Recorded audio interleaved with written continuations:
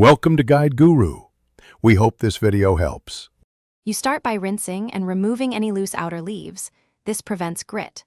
Once rinsed, put the cabbage base down on a board and trim about 1/2 inch off the stem to reveal the core. Next, press down and slice straight through the head into quarters. That gives you a stable wedge and clear view of the core so you can work cleanly. Make sure to keep your fingers tucked and steady the quarter while you prepare to remove the core. You now focus on the dense pale core at the base of each wedge. It's tougher and bitter. With the blade angled about 45 degrees, cut a V-shaped notch that follows the core's contour, then rock the knife to free the core, remove it in one piece if possible.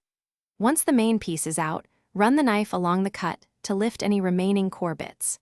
Take care to keep cuts shallow so you preserve as many intact leaves as possible for cooking or shredding. You finish by trimming any stubborn remnants with the tip of the knife and patting wedges dry so they don't steam in the pan. Once trimmed, you can slice across the grain for shreds or chop to the desired size. Pressing the flat side down gives control and safety. If the core is stuck, make small incremental cuts rather than forcing a big slice. This prevents splitting the wedge.